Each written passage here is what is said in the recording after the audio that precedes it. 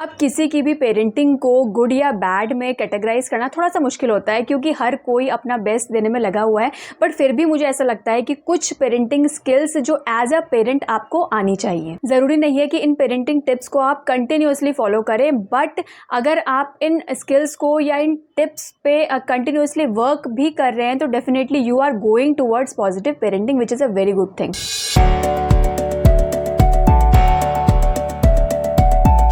Hi everyone, welcome back to the channel the Mommicious. आज की इस वीडियो में मैं आप लोग के साथ कुछ पेरेंटिंग टिप्स शेयर करने वाली हूं जो आपकी पेरेंटहुड की जर्नी में आपको काफ़ी ज़्यादा हेल्प करेंगी। तो वीडियो को एंड तक ज़रूर देखिएगा। वीडियो अगर पसंद आए और यूज़फुल लगे तो लाइक करिए, चैनल को सब्सक्राइब करना मत भूलिएगा और नीचे देकर रेड बेल आइकन को हिट करिए, जिससे कि आपको हमारी सारी वीडियोज़ की नोटिफिकेशन टाइम से मिल सके।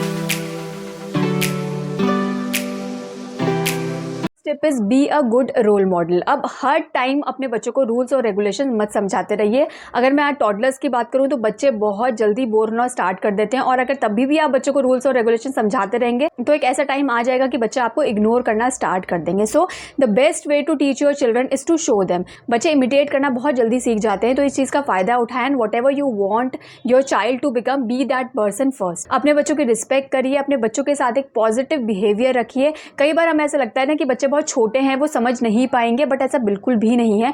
आपके बिहेवियर का उनके बिहेवियर पे काफ़ी ज़्यादा इम्पैक्ट करता है। तो ये चीज़ आपको समझना बहुत ज़्यादा ज़रूरी है कि जैसा बिहेव आप अपने बच्चों के साथ करेंगे वो भी वैसा ही बिहेव आपके सामने या फिर किसी और के सामने करेंगे, पब्लिकली और सोशली। जहाँ पर भी आपको ऐसा लगता है ना कि बच्चे अच्छे से बिहेव नहीं कर रहे हैं, तो उसके पीछे कहीं ना कहीं आपका बिहेवियर भी डिपेंड करता है। तो इस चीज़ पर आप ध्यान रखें। Second tip is make note of things which you really want to change in yourself. अब कई बार क्या होता है ना कि हम जिस पेरेंटिंग स्टाइल से हमारी अपब्रिंगिंग हुई है उसमें कुछ चीज़ें हमें पसंद नहीं आती। जैसे कि अगर मैं अपनी बात करूं तो हमारा जो कम्युनिकेशन गैप था हमारे पेरेंट्स के साथ, तो वो थोड़ा सा ज़्यादा था अगर मैं अभी के बच्चों में ये कंपैरिजन करूं। और ऐसी कई सारी चीज़ें हैं जो हमें अपनी जो पेरेंटिंग स्टाइल से जहाँ से हम निकल कर आए हैं वो हमें पसंद नहीं आती, और हम नहीं चाहते हैं कि हम अपने बच्चों के साथ ये चीज़ें रिपीट करें। बट क्योंकि हम उस पेरेंटिंग स्टाइल में इतने ज़्यादा इंडल्ज हो चुके हैं कि हम अनइंटेंशनली उन चीज़ों को फिर से रिपीट करते हैं। जैसे कि आप बच्चों को बहुत ज़्यादा स्कोल्ड करते हैं, या फिर आपका जो बिहेवियर है आपके बच्चों के प्रति वो बहुत ज़्यादा नेगेटिव है, और आपको गिल्टी भी फील होता है, बट फिर भी आप उस चीज़ को रिपीट करते हैं। राइट, ऐसा बहुत ज़्यादा होता है, और मैंने बहुत सारे पेरेंट्स को ऐसा करते हुए देखा है कि वो चीज़ें रिपीट भी करते हैं और फिर गिल्टी भी फील करते हैं, फिर उस चीज़ को रिपीट करते हैं, फिर गिल्टी करते हैं। तो उस चीज़ का फ़ायदा क्या है, या फिर इस चीज़ का सोल्यूशन क्या है? तो सोल्यूशन ये है, आप उन चीज़ों को जो आप चाहते हैं कि आप अपने में चेंज करें उसको कहीं लिख लें। बेटर तो ये है कि आप उसको अपने मोबाइल में लिखें। डायरी वगैरह से लिखने से बेटर है कि आप मोबाइल में लिखें, क्योंकि मोबाइल जनरली हमारा साथ ही रहता है, और उसको आप हर दिन आप उसको रीड करें। बिलीव मी, आप अपने को इम्प्रूव करते हुए देखेंगे। ये मेरा पर्सनल एक्सपीरियंस है। ऐसी कई चीज़ें हैं जो मैं भी अपने अंदर अभी इम्प्रूव होते हुए देख रही हूँ, और आगे भी मैं देखना ही चाहूँगी। ऑब्वियसली यार, कोई भी पेरेंट्स ऊपर से बन के नहीं आता, सब यहीं पर ही पेरेंट्स बनते हैं, और कि सबका ये फर्स्ट टाइम एक्सपीरियंस ही होता है, और हम सब भी यहीं पर ही सीखते हैं। तो सबसे अच्छी चीज़ है, अगर आप अपने में कोई चेंज करना चाहते हैं तो उसको करिए, और कंटिन्यूसली उस पर वर्क करिए। अगर आप कंटिन्यूसली उस पर वर्क करेंगे तो डेफिनेटली आप उस पर इम्प्रूव भी आप ज़रूर करेंगे। Third thing is make firm boundaries for your child. अब आजकल के मॉडर्न टाइम में हर कोई जेंटल पेरेंटिंग के पीछे लगा हुआ है। तो जेंटल पेरेंटिंग होती क्या है? जिसमें आप अपने बच्चों की चॉइसेस की रिस्पेक्ट करते हैं, उनके डिसीजंस आपकी लाइफ में मैटर करते हैं। Gentle parenting is a way in which you have to accept your children who they are and nurturing them to become the best version of themselves. But क्या होता है ना, इस जेंटल पेरेंटिंग में हम लोग कंफ्यूज हो जाते हैं कि किस लिमिट तक बच्चों को एक्सेप्ट करा जाए, या बच्चे के बिहेवियर को आपको किस लिमिट तक एक्सेप्ट करना है। क्योंकि बच्चों के डिसीजंस की आप रिस्पेक्ट कर रहे हैं, बच्चों की चॉइसेस की आप रिस्पेक्ट कर रहे हैं, तो अब कहाँ तक आप रिस्पेक्ट करें? कई बार बच्चों का बिहेवियर अच्छा नहीं होता और आपको पसंद नहीं आता, तो क्या आपको वो भी एक्सेप्ट कर लेना चाहिए? नहीं। इसका जो बेस्ट सोल्यूशन है वो यही है कि बच्चों के लिए एक फर्म बाउंड्रीज बनाए, उनको क्या सही है क्या गलत है वो समझाएं। So always set firm boundaries for your child, and being consistent is the golden rule of good discipline. बच्चा किस रीजन से मिसबिहेव कर रहा है उसको समझिए, और पॉजिटिवली उसको हैंडल करने की कोशिश करिए, और कॉन्टिन्यूसली उस पर वर्क करिए। ऐसा नहीं है कि बच्चे ने मिसबिहेव करा और आपने बच्चों को समझा दिया और बात वहीं पर खत्म हो गई। नहीं, ऐसा नहीं है।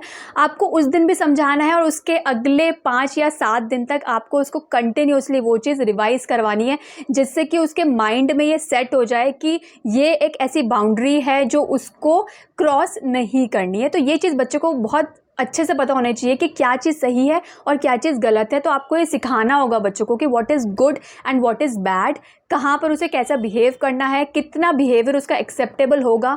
ये चीज़ें बच्चों को पता होने बहुत ही ज़्यादा ज़रूरी है। और जितना अर्ली एज से आप बच्चों को ये चीज़ें समझाएंगे, उतना जल्दी बच्चा इन चीज़ों को एक्सेप्ट करने के लिए बिल्कुल रेडी हो जाएगा। 4th tip is show your feeling. अब कई बार हम अपनी पेरेंटिंग की जर्नी को इतना स्ट्रिक्टली फॉलो करते हैं ना कि हम अपने बच्चों के साथ अपनी फीलिंग्स हम शो ही नहीं करते। कितना प्यार हम बच्चों को करते हैं ये आप कभी शो ही नहीं करते, तो ऐसा भी तो नहीं चलेगा ना। तो आपका जो प्यार है ये इस चीज़ से बिल्कुल भी मेज़र नहीं किया जा सकता कि आप बच्चों को कितने गिफ्ट्स दे रहे हैं, कितने टॉयज़ दे रहे हैं। ये चीज़ एक बिल्कुल डिफरेंट है। बट आप बच्चों के साथ कितना क्वालिटी टाइम स्पेंड कर रहे हैं, कितने मील टाइम आपने आपस में एंजॉय करे, कितना कम्युनिकेशन आपका कितना अच्छा है अपने बच्चों के साथ, ये बहुत ज़्यादा ज़रूरी है। एक्चुअल में जो बॉन्डिंग होती है आपके और आपके बच्चे की, वो इन चीज़ों पर डिपेंड करती है, ना कि आपके टॉयज़ पे या फिर आपके दिए हुए गिफ्ट्स पर। जितना ज़्यादा आप शो करेंगे ना अपने बच्चों के साथ, उतना ही ज़्यादा बच्चे काम होने लग जाते हैं। आप नोटिस करेंगे कि जब आपने बच्चों को ना हग करा या फिर आपने किस करी उसके चीक पे, तो बच्चे का जो एक बिहेवियर होता है ना वो सडन चेंज हो जाता है और बच्चा काम होना स्टार्ट हो जाता है। और इवन मेरा तो ये एक पर्सनल एक्सपीरियंस है कि जब भी मैं भी कभी फ्रस्ट्रेट होती हूँ ना, तो जब भी मैं कभी अथर्व को मतलब हग करती हूँ तो मैं खुद काम हो जाती हूँ। तो ये बहुत ही ट्रू है। बच्चों का जो एक कनेक्शन होता है, एक बॉन्डिंग होती है, एक जो टच होता है ना, उससे आपका जो पूरा एक मैं बोलती हूँ इनर जो है ना, मतलब वो पूरा आपका काम हो जाता है। तो ये चीज़ आप ज़रूर ट्राई करें। मदरहुड की जर्नी में भी ऐसे बहुत सारा टाइम आता है जब आप डिप्रेस्ड फील करते हैं। उस टाइम में आप अपने बच्चों का सपोर्ट लीजिए, क्योंकि बहुत ही ज़्यादा ज़रूरी है। अगर आप बच्चों को हग करेंगे टाइट से तो आप ना खुद भी काम हो जाएंगे। और सेम ऐसा बच्चों के साथ भी होता है। अगर आप देख रहे हैं कि बच्चा बहुत ज़्यादा मिसबिहेव कर रहा है या फिर बच्चा बहुत ज़्यादा टैंट्रम थ्रो कर रहा है, तो थोड़ा सा ब्रेक लीजिए और बच्चों की तरफ थोड़ा सा आप प्यार से उसको हैंडल करिए और देखना बच्चा उसी टाइम ही बच्चे काम हो जाएंगे। तो ये आप ज़रूर ट्राई करें। 5th tip is there is a importance in communication also. अब जैसे बच्चों के साथ प्यार शो करना इम्पॉर्टेंट है, वैसे ही बच्चों के साथ कम्युनिकेशन भी उतना ही इम्पॉर्टेंट है। फ्रेंड्स, एक बेटर रिलेशन के लिए आपको अपने बच्चों के साथ एक ओपन कम्युनिकेशन करना चाहिए। दिन भर में क्या हुआ आप ये बताएं बच्चों को, और बच्चे से भी पूछें कि दिन भर क्या हुआ। चाहे बच्चा स्कूल जाता हो या बच्चा भी घर पे ही है, जो भी है, पर बच्चों से आप ज़रूर बात करें। बच्चों का जो एक ब्रेन डेवलपमेंट होता है ना, उसमें भी बहुत ज़्यादा हेल्प करता है। बच्चों की इससे मेंटल हेल्थ इंप्रूव होती है। तो कम्युनिकेशन बहुत ज़्यादा इंपॉर्टेंट है। आप ये नहीं सोचिए कि बच्चा बहुत छोटा है, इस टाइम पे बच्चा क्या कम्युनिकेट कर पाएगा, ऐसा बिल्कुल नहीं होता।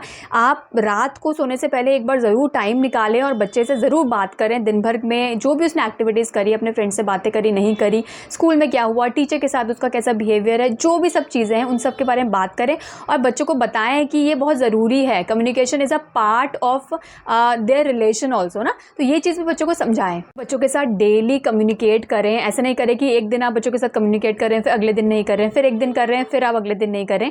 इस चीज़ को ना रूटीन में डालें, जिससे कि क्या होगा ना कि बच्चों को भी ये ऐसा नहीं रहेगा कि अरे बच्चे आज पापा ने पूछा या आज मम्मी ने पूछा, अगले दिन तो कुछ पूछा ही नहीं, तो उसको भी ये ब्रेक हो जाएगा। तो वो प्रॉपरली आपसे कम्युनिकेशन नहीं उसका हो पाएगा। तो डेली अगर आप इस चीज़ को करेंगे ना, तो बच्चा क्या समझेगा, it is a part of their life. और मुझे ऐसा लगता है कि जो भी मैंने आपको पेरेंटिंग टिप्स यहाँ पर बताई है, उन सबको आपको डेली फॉलो करना चाहिए। अगर आप बोलते हैं ना बेटर रिजल्ट्स चाहते हैं अपनी पेरेंटहुड की जर्नी में, तो इन चीज़ों को आप डेली फॉलो करें। ऐसे नहीं करें कि एक दिन आप कर रहे हैं, एक दिन नहीं कर रहे, एक दिन कर रहे, तो बच्चा भी ऐसे करेगा। बच्चा भी किसी दिन मिसबिहेव करेगा, फिर नहीं करेगा, किसी दिन करेगा, किसी दिन नहीं करेगा। एक दिन टैंट्रम थ्रो करेगा, एक दिन टैंट्रम नहीं थ्रो करेगा, जो आप बिल्कुल भी नहीं चाहेंगे, राइट। तो अगर आप चाहते हैं कि बच्चे का बिहेवियर जो है वो स्टेबल हो, तो पहले तो आपकी जो पेरेंटहुड की जर्नी है ना, वो स्टेबल होना बहुत ज़्यादा ज़रूरी है। ये कुछ ऐसे पेरेंटिंग टिप्स थे जो मैं आप लोगों के साथ शेयर करना चाह रही थी, और मुझे ऐसा लगता है कि आपको ये ज़रूर फॉलो करने चाहिए। जो भी पेरेंट्स ये वीडियो देख रहे हैं वो ज़रूर फॉलो करें, चाहे वो मदर हैं चाहे वो फादर हैं। बोथ पेरेंट्स जो है वो इन टिप्स को फॉलो करें, इससे आपको बहुत अच्छे रिजल्ट्स मिलेंगे। इनफैक्ट मैं खुद अभी भी ये चीज़ें फॉलो करती हूँ और मैं अपने को इम्प्रूव होता हुआ देख रही हूँ। मैं कभी भी ये नहीं बोलती कि I am a perfect mother, क्योंकि मुझे नहीं लगता कि परफेक्ट मदर की कोई प्रॉपर डेफिनेशन है, बट अगर आप इन चीज़ों पे कंटिन्यूसली वर्क कर रहे हैं तो डेफिनेटली आप एक प्रॉपर रिजल्ट देखेंगे। और रिजल्ट आप कहाँ से देखेंगे? अपने बच्चों में जब आप चेंजेस देखेंगे ना, तो वही आपका जो एक रिजल्ट है ना। लोग बोलते हैं जब मैं बाहर लेके जाती हूँ दोनों को, अर्थ और अथर्व को, कि आपके बच्चे बहुत काम रहते हैं ना, कि रोते नहीं है। ऐसी कई चीज़ें हैं जो मुझे सब कॉम्प्लीमेंट देते हैं कहीं ना कहीं। तो मुझे ऐसा लगता है कि उसके पीछे जो एक रीज़न है वो यही है कि मुझे ऐसा लगता है कि बहुत फीलिंग बहुत ज़्यादा शो करती हूँ अपने बच्चों के साथ, बहुत ज़्यादा प्यार मैं शो करती हूँ उनके साथ, बहुत मैं प्यार करती हूँ। इनफैक्ट ना थोड़े से भी टच से जो बच्चे हैं दोनों काम हो जाते हैं, जो कि बहुत ही ज़रूरी है। जितना आपको लगता है ना कि आपने बच्चे ने कोई गलती करी, आपने उसको एकदम डांट दिया, बट पूरे दिन भर में आपने कितनी बार बच्चों को प्यार किया आपको शायद ये याद नहीं होगा, बट हाँ इतनी बार आपने डांटा है बच्चों को, ये डेफिनेटली आप काउंट कर सकते हैं ना।